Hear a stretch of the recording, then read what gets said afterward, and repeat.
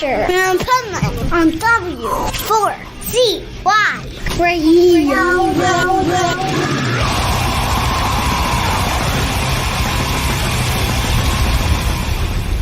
Wake up, America! It's time for the Adventures of Pipeman on W4CY.com, West Palm Beach's #1 internet radio station. Here's your host, the Pipeman.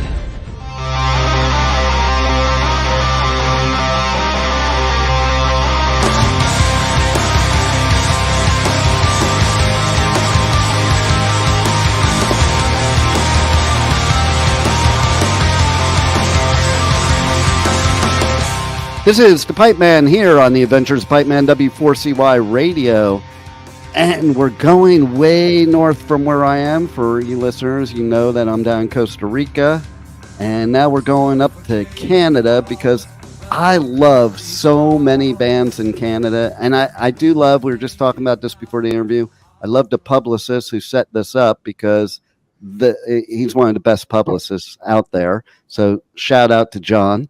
And we have with us today Paul from Marble Ghosts. What a badass band, and what a great story I'm going to talk about on this interview. So, Paul, welcome to the show. Thanks for having me. Oh, my pleasure. I want to start off right off the bat by talking about something we were talking about before the interview that I think is so cool.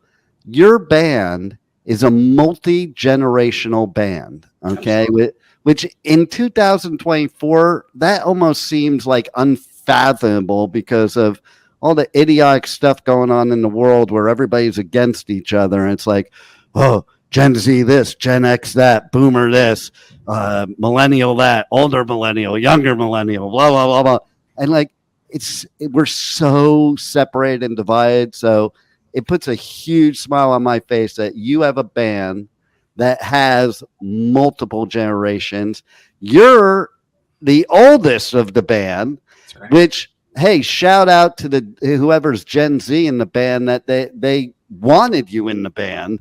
And not only that, I think by having those multi-generational, you can create some music that is ultra unique and ultra special.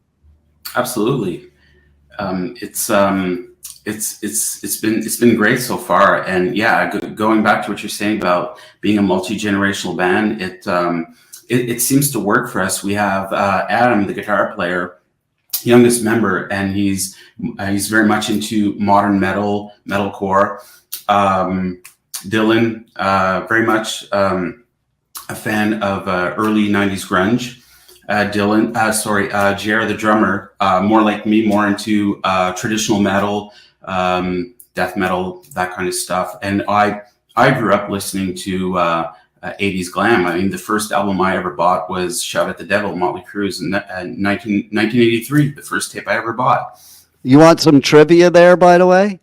Do you know that Too Fast for Love was not their first music? Shout at the Devil was their first music. Right. I saw them it was either 80, 81 at the Roxy on the Sunset Strip. It was the first club show I ever went to in my life.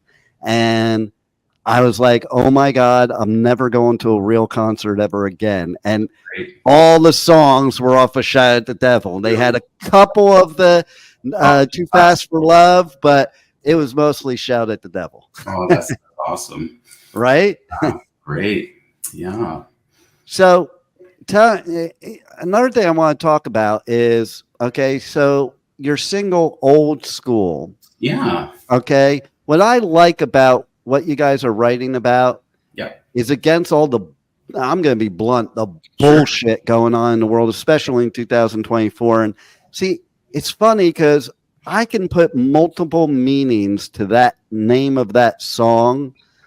But the point is we really need to get rid of all this hate in the world, no matter what the hate is, whether it's against the LGBTQ community or whether it's against metalheads that don't play the same metal as other metalheads. Yeah. Like, because that's what I grew up with in the 80s. It was like, you had to be the gatekeeper. I remember, I saw Slayer's first show and Metallica's first show ever. And after that, my friends were like, okay, you got to burn all your Motley Crue shit because you can't listen to Slayer and listen to Motley Crue. And it was just stupid.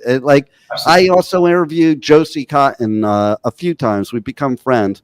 And the first time I interviewed her, I'm like, I couldn't listen to you in the 80s. I wasn't allowed, because you were new wave. And God forbid I should listen to new wave, and that is something I love about today in 2024 is like those gatekeepers are very far and few in between. And, we have bands like you that are spreading love and togetherness and unity. And that's what I love about your music most of all. So tell us from your perspective more about the single Old School. Dylan wrote the lyrics. He wrote the lyrics to all the songs. He's very intelligent, and he seems to have a good grasp on, all things, all the social political issues that's going on in the world, from basic human rights, women's rights, and LGBTQ, what you had mentioned before. And it's just it's and in this single, it's mostly like basically we're talking about how you have religious values today are not or say the old school religious values don't really relate to today's climate. And we're not an anti-religious band, but we're just saying, with the rise of secularism, it's just important to know that we just can't continue being divided or imposed on these old world values that just do not apply today. And it's horrible sometimes. I'll tell you something interesting you probably don't know. And I was just talking about somebody with this recently. It's interesting bringing up the religious aspect because I'm a Jew. And even a lot of Jews don't realize this, but in the Jewish Bible, before there was ever such thing as Muslim or Christianity, there's no negative reference against anything LGBTQ. As a matter of fact, it does mention about there's a minimum of 6 genders. It talks about Adam probably was intersex. And there's no reference of sin about anything having to do with anybody that is gay and it actually, the Old Testament is full of gender fluid statements in it. Yeah.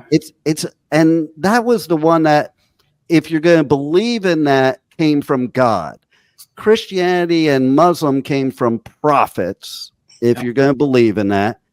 And they're the ones preaching that it's immoral and it's an abomination. And it's like, where did they even get that from? Because they didn't get it from God, is my viewpoint. Whether you believe in religion or not, like, I believe God is a God of love and loves all of his creatures. And if there is a God, why would the God hate anybody that they created? I totally agree. And, you fast forward to the New Testament, and it's difficult to understand what's written in there. I've never read the whole thing through, but you have to have like a bunch of men writing these rules for you, and that you have to adhere to these rules, whether it be traditional or even misogynistic, and it's inequality. As for me, I've never been a religious person. I consider myself an atheist with maybe agnostic tendencies, I would say. And I never really was.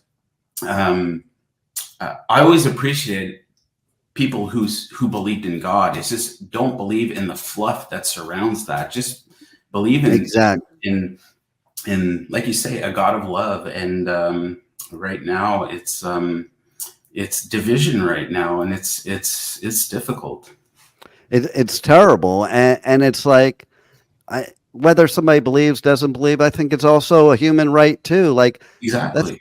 I'm a Jew that also believes in Buddhist philosophy, spirituality, New Age. I even have agnostic points of view. And in Judaism, that's quite all right. You're allowed to, like you're told not to believe, to study and learn. And you're told to, basically just be a good person, man. It's and question everything, because it's the only way you learn, not just because I said so type of thing. That's right. And so I'm so happy about a band like you that's like spreading this same type of message, because listen, I don't really get why people care what other people do as long as they're not intentionally harming people. I say, you do you. You know, it doesn't affect my life in any way. Like these people that are against gay people, how does it affect their life? I don't understand. Or they're against trans. How does it affect their life? I don't understand. And we need music, because music's always the greatest message. And we need music like yours to spread a message to maybe turn things around. I agree. And I mean, and Dylan has multiple topics in the other songs talking about all other kinds of injustices.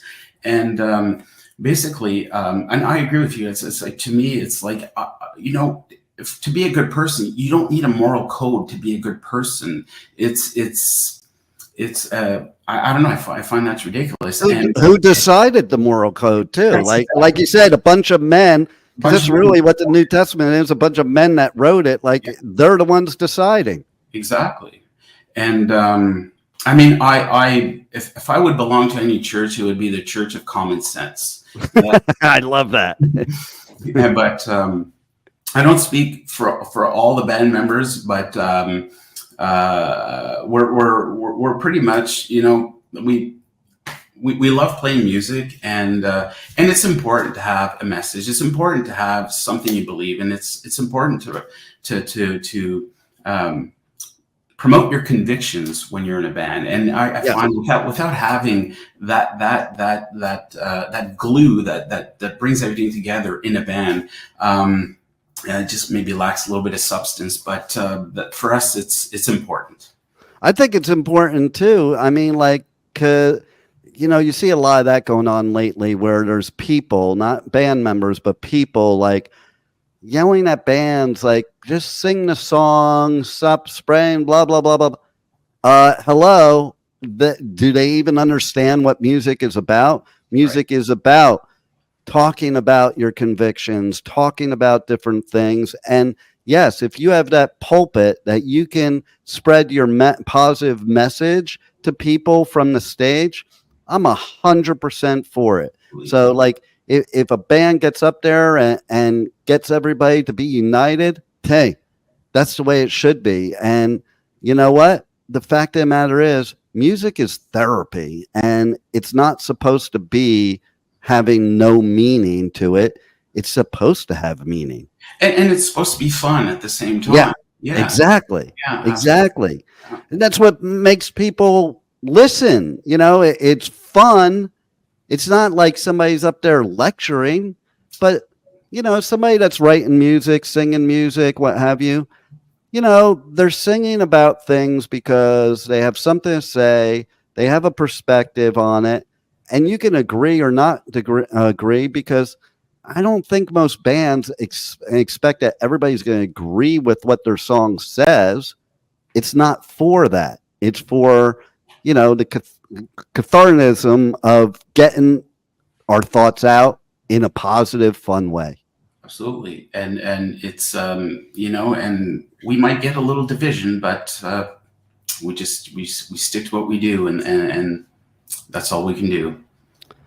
So tell us about some of the other songs. You got this self-titled EP coming out. Tell us about some of the other songs on there and maybe what they're about. You know, you have this other song, Alone. Maybe talk about what that's about. Sure. People, I see the name of it, and I already have a feeling of like, hey, I want to listen to this song. Sure. I'm not 100% familiar with what Dylan's message in that song. I guess he's talking about, I guess, represents both imagined and real fear. Okay. And,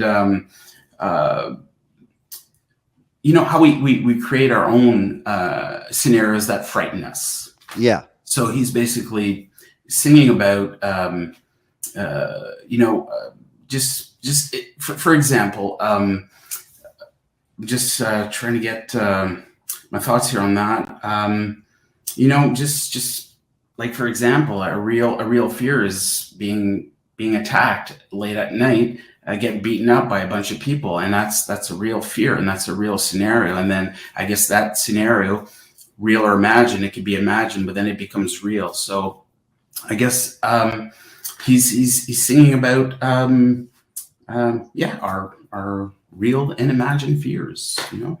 Which you're right, it is interchangeable. And even the example that you brought, you know, there have been scenarios like that, you know, and you know, I think again, it's cathartic because these are things when people are listening to songs that they can relate to, put their own meaning to it. And that's the beauty of a great song.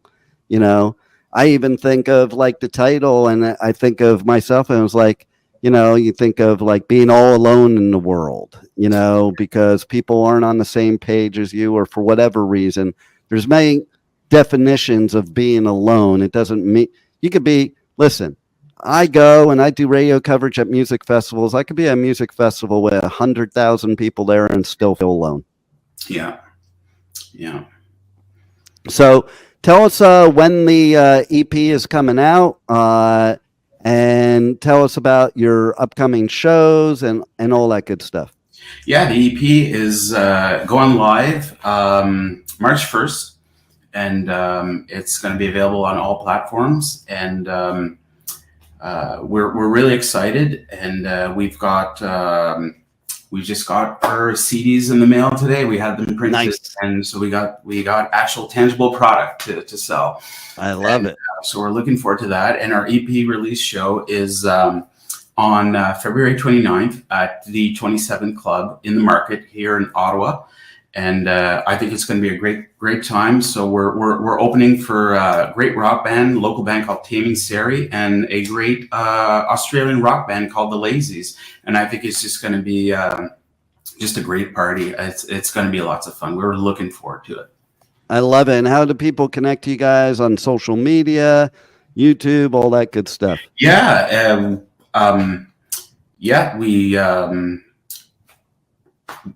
We have our own Facebook page. We post occasionally, sometimes frequently, sometimes strategically, and we try and get the message out there and get people reminded that we're out there, and that we're a new and upcoming band, and we've got great little visualizers on YouTube. Instagram, so that's all going great, and also word of mouth, and that's, I'm old school with that kind of stuff. There's the old school right there. I love it. Absolutely. Is there anything else you want the listeners to know about Marble Ghost that we haven't covered already and that they should know? I guess musically speaking, I just wanted to touch base on the fact that, like we were talking about, multi-generational band. And what I think is really great is that we only bring in our little eras of influences in the music. And I think that's fantastic. We do consider ourselves a modern rock band with maybe a hint of metal. And we just get along great. The writing process is going great. We've got 5 new songs for another EP, so we're going to be heading back in the studio, or doing our parts in our little studios and getting it all mixed in my friend's studio. So next 2-3 months, we're going to be releasing another EP. So I think as far as musically, to me, it's interesting. I mean, I'm an 80s metal guy. And I've never really had the opportunity to play more modern rock or modern metal or anything like that. But it's the songs are to me are incredible, and I just love being in this band, and we all get along great. We all gel, and we all get along. We all have our own we have our own opinions about what we want to do, but we all come to an agreement, and it works like a collective. And it's actually one of the most easygoing bands I've ever played in, and that to me is that says a lot. Greatest thing. Yeah, I love it. I love you guys. I hope everybody checks you guys out. Music is badass, and hey, thanks for being on the Adventures of Pipeman. Thank you. Appreciate it. Thank you for listening to the Adventures of Pipeman on W4CY Radio.